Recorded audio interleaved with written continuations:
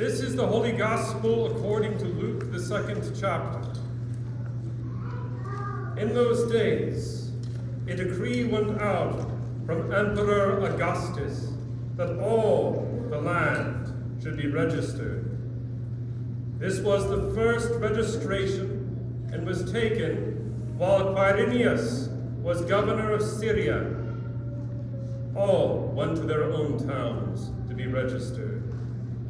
Joseph also went from the town of Nazareth in Galilee in Judea to the city of David, called Bethlehem, because he was descended from the house and family of David. He wanted to be registered with Mary, to whom he was betrothed and who was expecting a child. While they were there, the time came for her to deliver her child, and she gave birth to her firstborn son, and wrapped him in bands of cloth, and laid him in a manger, because there was no place for them in the inn. In that region, there were shepherds living in the fields, keeping watch over their flock by night. Then the angel of the Lord stood before them, and the glory of the Lord shone around them, and they were terrified. But the angel said to them, "Do not be afraid, for see, I am bringing you good news of great joy for all the people. To you is born this day in the city of David a Savior, who is the Messiah, the Lord. This will be a sign for you. You will find the child wrapped in bands of cloth and lying in a manger." And suddenly there was with the angel a multitude of the heavenly army, praising God and saying, "Glory to God in the highest heaven, and on earth peace to those whom he favors." When the angels had left them and gone into the heavens, the shepherds said to one another, "Let us go now to Bethlehem and see this thing that has taken place, which the Lord has made known to us." So they went with haste and found Mary and Joseph and the child lying in a manger. When they saw this, they made known what had been told to them about this child, and all who heard it were amazed at what the shepherds told them. But Mary treasured all these words and pondered them in her heart. The shepherds returned, glorifying and praising God for all that they had heard and seen as it had been told them.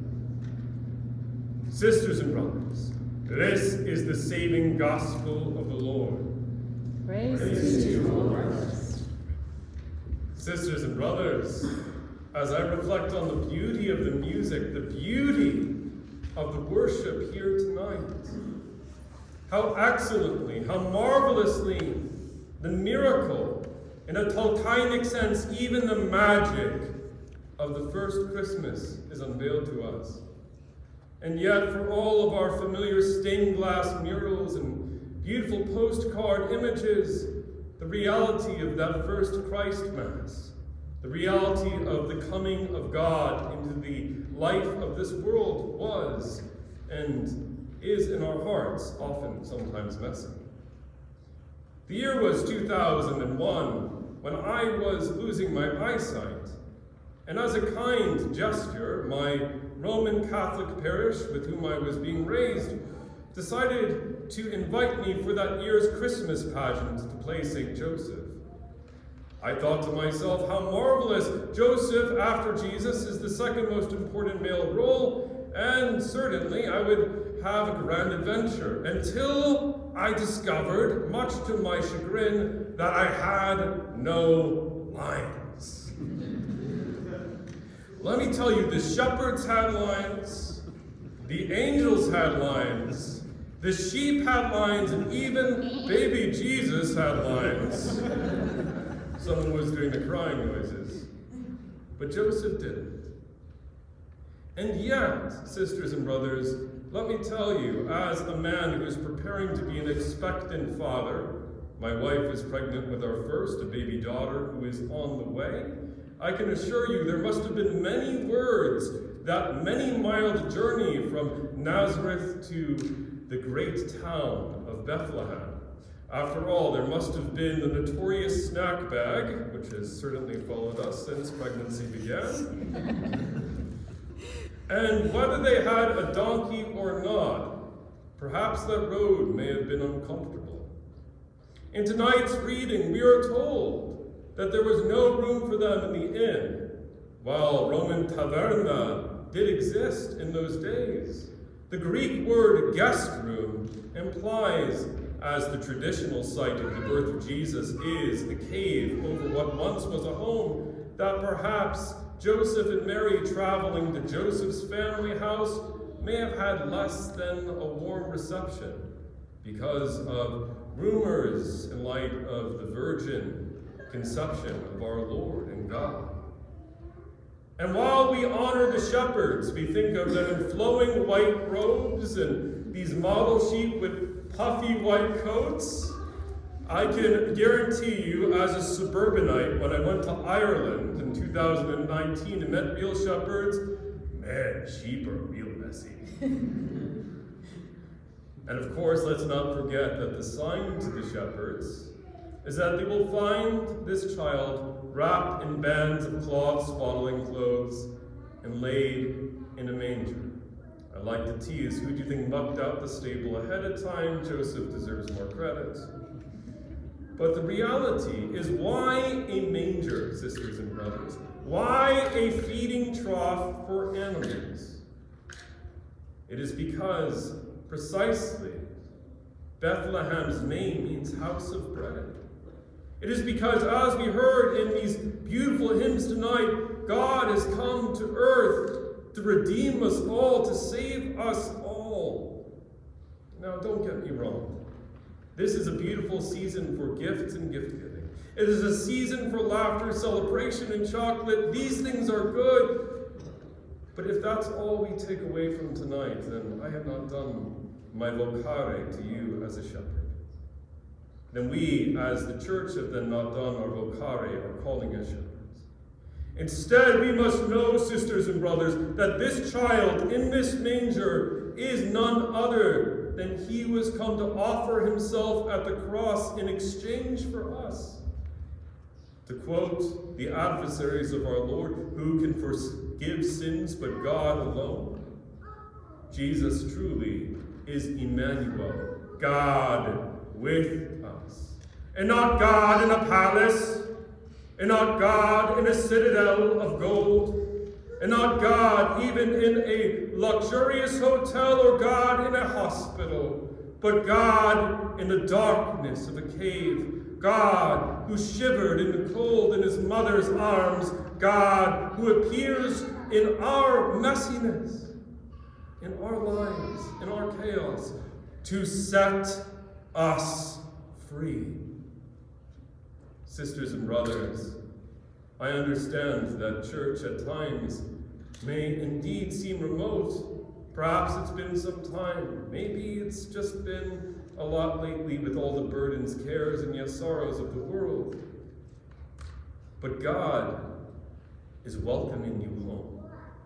And tonight, when you receive in your hands the bread and the wine, become his real body, his real blood, his real soul, his real divinity.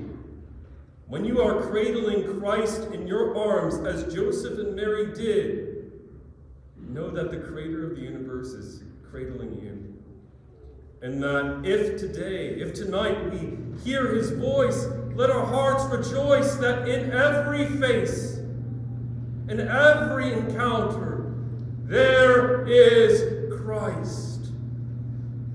And that we as the shepherds are called out to bear witness that indeed, for unto us a child is born, unto us a son is given, and the government is on his shoulders. And his name shall be called Wonderful Counselor, Mighty God, Everlasting Father, Prince of Peace. Let it be true for us that we offer our lives as Christ did, as Joseph and Mary did, in service to our neighbor, and to recognize that God is not calling necessarily us according to our earthly portfolios. If that was the case, man, I don't know. The reality is, he is interested in our hearts. All he wants is us. May our prayer be the prayer of the Blessed Virgin Mary when she accepted the vocation to become Mother of the Creator of the universe. Behold, I am the servant of the Lord. Be it done unto me according to thy word. May the prayer of perhaps that frightened teenage girl on the far edges of the Roman Empire 2,000 years ago that brought forth God in her womb be our prayer. And may this night be a sign that for all the tragedies and chaoses of this age, that in all of it, from an infant's cry to an empty tomb, to the love these blind eyes see here tonight, we can record the ancient hymn. Amazing grace, how sweet the sound that saved a wretch like me. I once was lost, but now I'm found. Was blind, but now I see. May we all bear the vision in the eyes of Mary and Joseph tonight. And may we all walk in the witness of Jesus Christ. In the name of the Father, and of the Son, and of the Holy Ghost. Amen. Sisters and brothers, we turn to the prayers of God's holy church. Prayers that unite us. Prayers that bind us together as one. Prayers that remind us of those who are in need. As is our custom after the words, gracious Lord, we shall respond, hear our prayer. Eternal Lord, you who are born in lowliness, you who are born among those who are poor and needy, be with all who are in need of your loving embrace this night, those who desire welcome but are lonely, those who are in need of shelter and providence, those who cry out for a helping hand. Be with them as their daily bread, and remind them that they are not alone. And may we ourselves be sent out to tend to them, who are an image of our Savior here on earth. Gracious Lord, O God of Bethlehem, we pray, thou who art born in the city of bread, and have become our bread of life, that we may become sustenance for the world through our acts of service and charity. We live in an age where there is, on one hand, superabundance of opportunities, and yet scarcity. We pray that we may not hide our light under a bushel, that we may not hide our light under a table, but that we may offer our talents, be they of any kind, that our sisters and brothers may know that they too are beloved children of God. Gracious Lord, when you cried in Bethlehem of Judea, you cried in an age torn apart by violence and war, in an age of excess and of greed, in an age where men and women sought for shalom, for peace. And yet by the shedding of your blood, by your death and resurrection, you have brought forth a revolution and reformation that has cleansed the world. We pray, O Lord, that in our own age torn apart by violence, by seeds of division, that we may be your Corpus Christi, your hands and your feet, sowing peace. May we beat our swords into plowshares. and may we learn war no more, even as we seek to rightfully defend and protect those who are innocent and those who are in need. Gracious Lord, eternal God, we pray in a special way for the church which you have founded, which has been fractured into so many pieces. Let us pray that we may become examples of unity, and that this house of resurrection may be a place of welcome for all seeking your comfort and your gospel.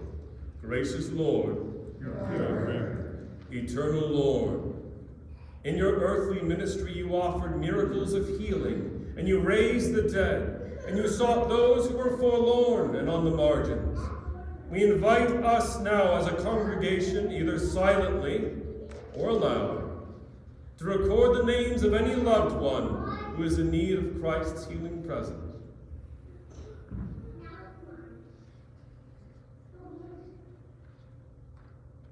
Gracious Lord,